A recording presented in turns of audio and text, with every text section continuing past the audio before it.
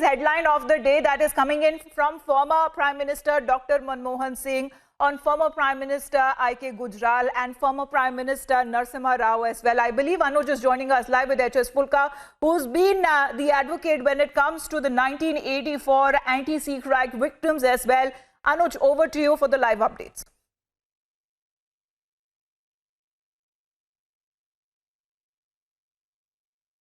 The big commitment by Mr. Manmohan Singh, the former Prime Minister, is now revealing the facts. How did you see the thing, sir? No, what Manmohan Singh ji have said is correct. I mean, that is true. If the army had been called on the 1st of November morning, then it could have saved the thousands of lives. When I.K. Gujral ji had advised the then Home Minister Narasimha Rao to call the army. And even the Mishra Commission, which was constituted in 1985 by the then Congress government, in his report he has said that 7,000 strong army was available in Delhi, but it was not deployed. And Justice Mishra has said if the army had been deployed, then it could have saved at least the 2,000 lives. So 2,000 innocent lives could have been saved if the army had been called. But we also have evidence to show that Narasimha Rao was Home Minister at that time and he wanted to call the army.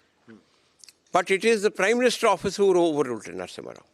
The Shanti Bhushan, former law minister. This is a big commitment. Yes. Like you are saying that this was the Prime Minister who was involved in the same. Right. And this was overruled rather from that time, all the orders were being passed by the Prime Minister office directly.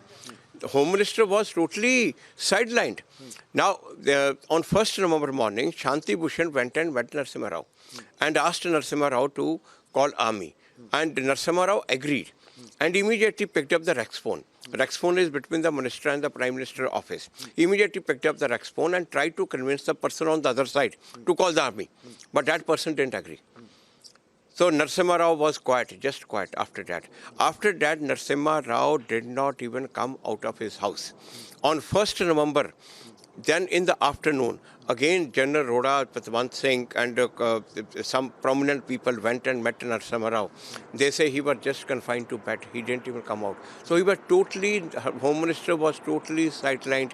Prime Minister office was directly passing the order. So this order not to call the army, this decision was taken by the Prime Minister office. We have seen the massacre, sir. We are seeing the families still crying. Then what was the reason at that time to not to call the army? And why this discussion was not held in open and why this was overruled rather by the Prime Minister office? The reason is obvious. What statement after that came from the Rajiv Gandhi, जब बड़ा पेड़ गिरता है तो धरती हिलती है. So Rajiv Gandhi wanted to show that my mother is a big बड़ा पेड़ and the earth is bound to shake and that shaken earth would obviously consume thousands of the Sikhs in it. So that's what Rajiv Gandhi wanted to show. Rajiv Gandhi's look his thinking, look his mindset. But to show that his mother was a big person, it has to take the lives of thousands of the Sikhs. I mean, if suppose massacre wouldn't have happened, if 1,006 wouldn't have been killed, probably if he couldn't have shown that Indira Gandhi was a bada paid, was a big person. I mean, that's what his bank of mind. Mr. Phoolka, what has been said by former Prime Minister and what has been revealed by you also, that this was not directed by the Prime Minister's office. And on the other hand, this has been said by former Prime Minister Mr. Manmohan Singh that Narasimha Rao was not taking the call or rather has not done the same. So, do you believe that this make it very much clear that this was always the Congress planning or rather planned by Congress? Were Congress aware of the fact that what would happen? There was absolutely no doubt about it that it was planned by the Congress government. And even that time, when they took even the help of the intelligence agencies also at that time. The Congress, it was a genocide planned by the Congress government against the Sikhs. And obviously now the things are very clear to show that Indira Gandhi was a very prominent, very leader whom the people loved so much that they would kill thousands of the citizens for Indira Gandhi, that to show and project Indira Gandhi as a big leader. That was the plan, and to teach a lesson to the Sikhs. Thousands of innocents have lost their life in this massacre. Whom do you see responsible, sir? As you are the part of the case, you have been there since from the very beginning.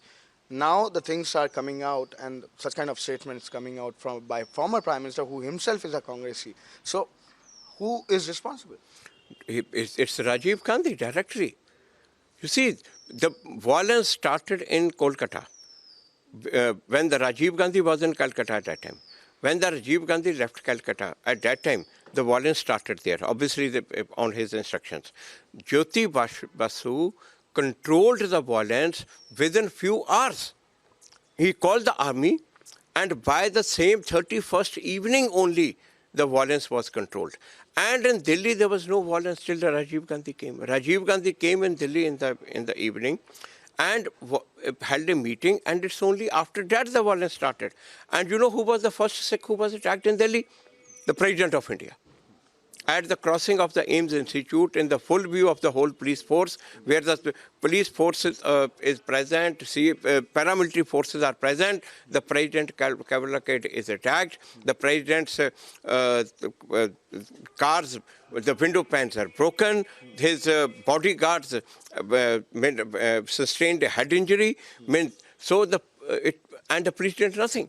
So that clearly means if the then government... The president's cavalcade is attacked, the burning torches are thrown into the car of the secretary of the president. He's still alive. And Tarlochan Singh, the burning torches were thrown in his car. And not even FIR is registered. No one condemned that incident. No, not even a FIR is registered of that. No one was arrested. The huge police force was present, and those people who were doing this were only few in number, but not more than 25, 30. Mr. Phoolka, that clearly means that if the then government would have been in a mindset to stop this massacre, to stop this innocent killing, then this would have been stopped. Definitely. The mobs which started were very small in number. On 31st, very small number of the mob which started at the All India Institute of Medical Sciences, led by the Arjun Das, the Congress councillor, and his brother. And after that, on 31st night, the Congress leaders held meetings throughout Delhi, distributed the list of the houses of the Sikhs, distributed the inflammable powder, distributed the iron rods. And on 1st November, the mobs came on the street, all mobs led by the Congress leaders, all mob accompanied by the police force, that if the Sikhs resist, the police will come in front and will disarm them. So this was totally planned by the Prime Minister office, then Prime Minister office, and by the Congress government. Sir, my last question to you, what should be next now? Because you are dealing with the case, always being there since from the very beginning. What should be next? The next what kind is of inquiry? Those people who actually indulged into it. The Rajiv Gandhi only passed the order. Now, it was the people like Kamalnath. Kamalnath goes to the Gurdwara Rakabganj Sahib, right next to the Parliament House. And where the Gurdwara, the historic Gurdwara, where Guru Tegh Bahadur Sahib's body is cremated. I mean, that place is set on fire, right next to the Parliament House. And 2 Sikhs were burnt alive. And Kamalnath was there for more than 2 hours. And he tells the police, I have been sent by the Prime Minister. It is recorded in the police record that he has been sent by the Prime Minister. And the attack on the Gurdwara continues for more than 4 or 5 hours. The Sevadars from inside the Gurdwara was not allowing the mob to come inside. And Kamalnath directed the police to fire on the Sevadars inside the Gurdwara, not to control the mob. So these are the kind of the people who should be punished. They should not be given the topmost positions. The people like Jagdish Tractor, who is still out. Sajjan Kumar is in the jail. But these people also, in fact, need to be punished. They should accompany Sajjan Kumar in the jail rather than giving them the plum postings. Thank you, sir.